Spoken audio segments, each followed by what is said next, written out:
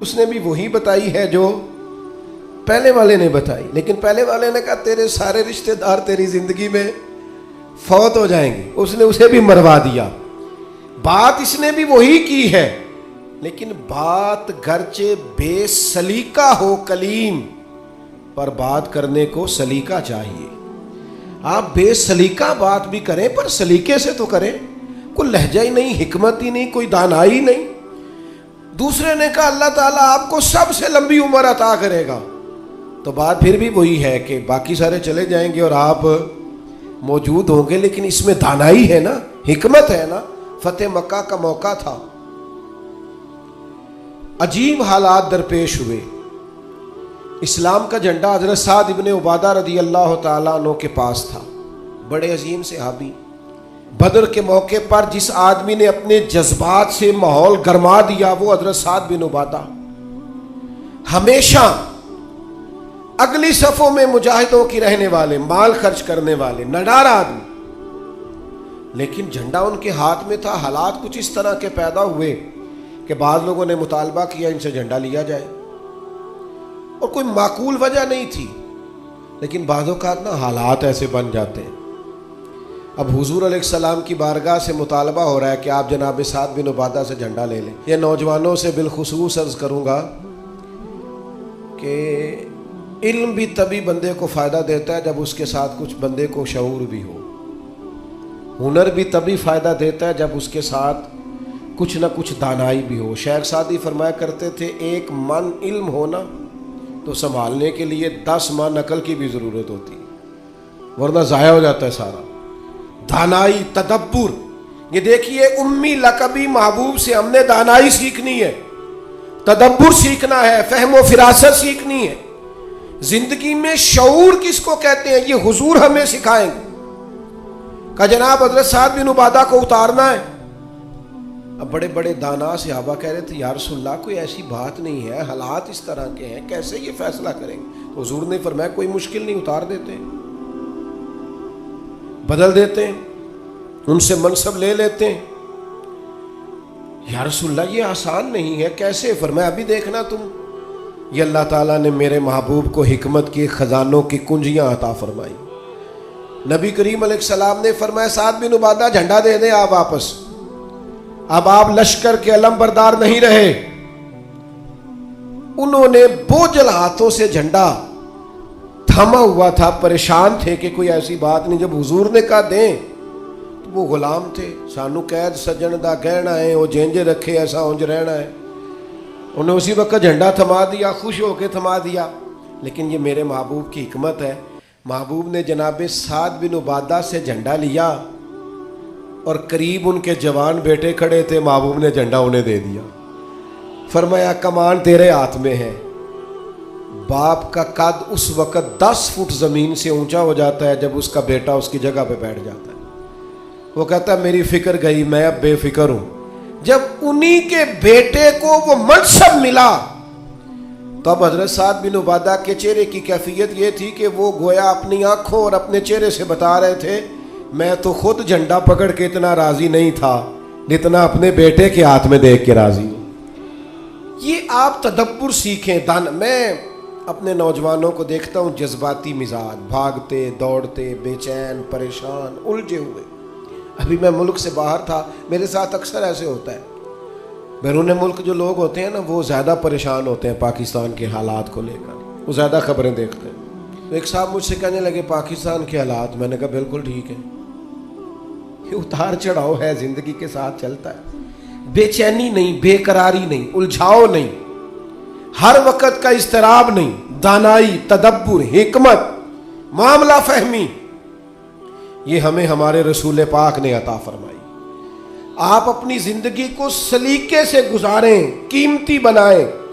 آپ اپنے وجود سے بڑا کام لے سکتے ہیں، لیکن کیا ہے؟ دانائی نہیں ہے، جذباتی مزاج، اور جذباتی پن ہماری طبیعتوں کا حصہ ہے۔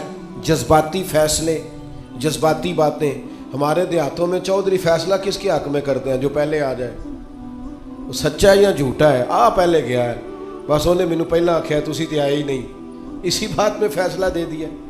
دانائی، تدبر، یہ رسول اللہ صلی اللہ علیہ وسلم نے ہمیں سکھایا. امی لقبی ہیں حضور. اور دوسری بات، انسان کے پاس جو سب سے قیمتی چیز ہوتی ہے نا، وہ اس کا کردار ہوتا ہے.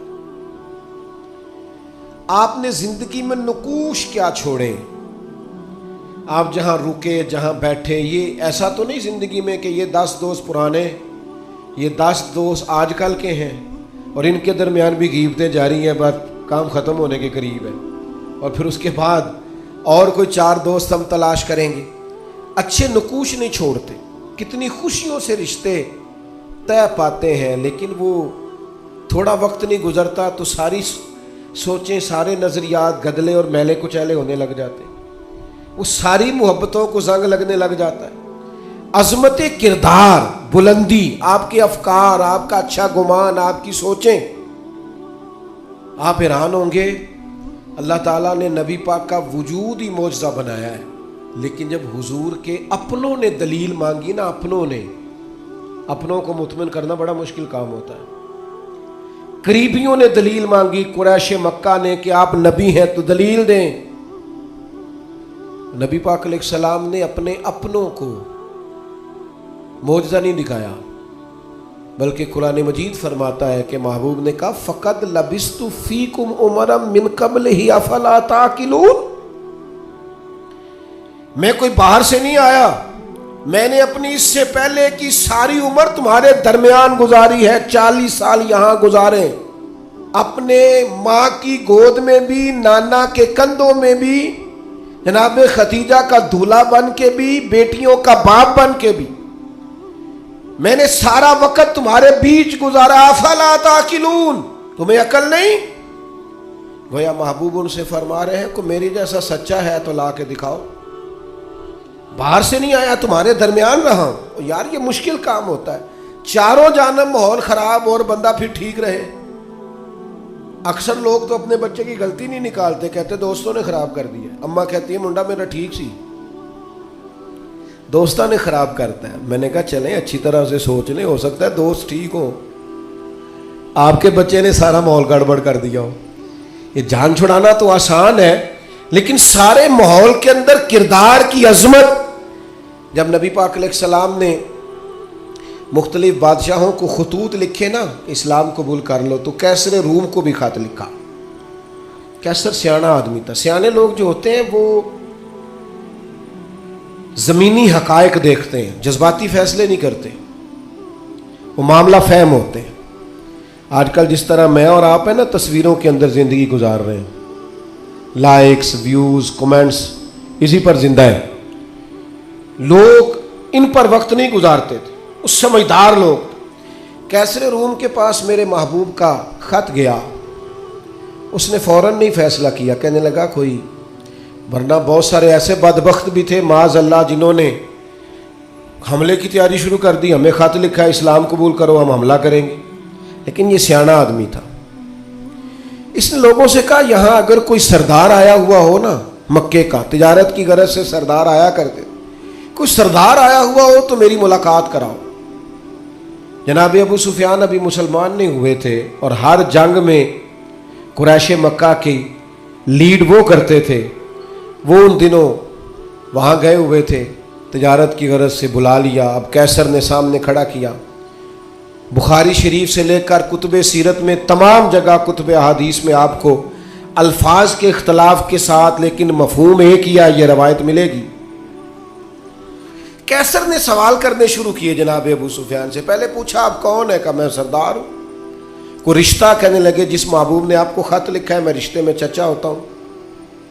کہنے لگے بتائیے، اس محبوب نے دعویٰ نبوت کیا ہے، ان کے خاندان میں ماضی قریب میں کسی اور نے بھی کیا ہے؟ کہا نہیں.